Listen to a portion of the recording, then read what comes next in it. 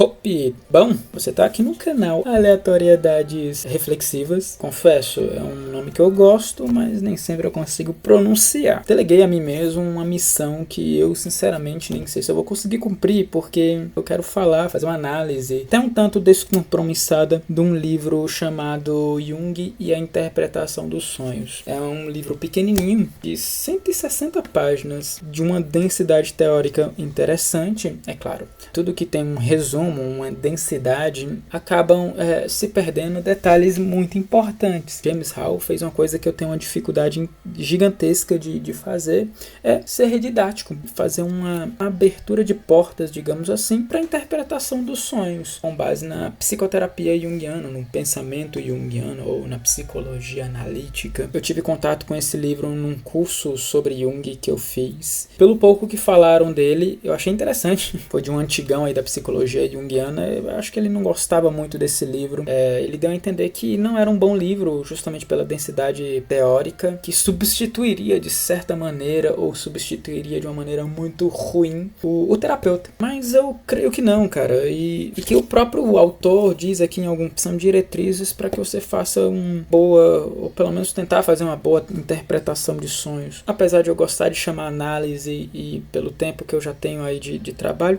muito provavelmente eu vou chamar de análise em alguns momentos mais despercebido. É da editora Cultrix, que é a coleção de estudos de psicologia junguiana por analistas junguianos. Tem aquela imagem daquela figura que o Jung próprio esculpiu, face anterior da pedra de Bollinger, esculpida por Jung.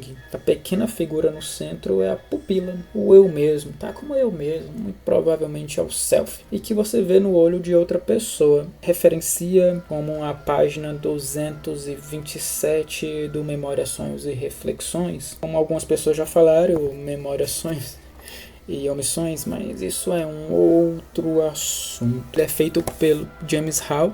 É um psiquiatra, mas ele teve a honra real de fazer análise com a própria Von Franz. Mas, como eu disse, é um livro muito legal, muito bacana. É óbvio que não substitui um terapeuta, não vai de maneira nenhuma substituir um estudo completo das bases, dos fundamentos da psicologia junguiana. Até porque a própria psicologia junguiana tem uma construção nem tanto cronológica, e isso, sendo sincero, dificulta o aprendizado para quem vai ler nas obras completas. Na minha opinião, principalmente quem já entende um pouquinho como é que funciona os termos iniciais da psicologia junguiana, complexo, sombra, persona.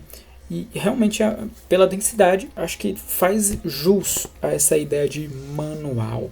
Eu creio que o próprio Jung era meio controverso. Provavelmente deve estar se revirando no túmulo com uma ideia de manual. Um livro que é dividido em 11 capítulos e no final ainda tem um breve resumo, notas e um glossário de termos junguianos no índice analítico. E esse glossário, sinceramente, de uma maneira rápida, faz até inveja ao glossário do Tipos Psicológicos, do livro Tipos Psicológicos. Logo no primeiro capítulo ele já entrega as bases da psicologia junguiana, sobre complexo, sobre arquétipo, ego, sombra, ânima e ânimos, persona, o processo de individuação. Ele cria ali pelo final alguns temas recorrentes em sonhos. E um desses temas me chama a atenção, que é a própria morte, serpente, que é muito recorrente nos sonhos. Automóveis, casas, olha aí o ego aí. Luto, incesto. E eu lembro de quando eu vi, que achei muito legal, que tem alguma parte aqui do livro que ele fala sobre sonhar com terapeuta. Tem algumas coisas que eu sinceramente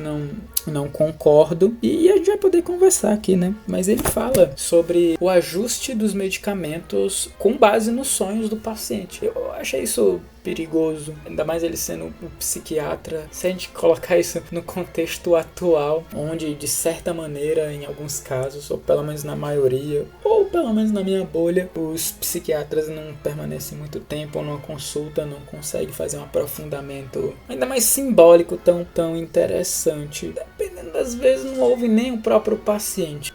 A gente consegue, eu não vou fazer um contraponto com a nossa sociedade e falar sobre um CAPS, por exemplo. Fala sobre como analisar ou interpretar sonhos e alguns motivos que são recorrentes nas terapias. Essa vai ser uma introdução, né? Eu só falando do livro. Provavelmente o próximo vídeo que eu fizer vai ser sobre capítulo inicial. Como eu disse, eu pretendo passear aqui em cada capítulo. Muito obrigado. Espero que vocês permaneçam no canal, que vocês se inscrevam no canal. Grande abraço, até mais.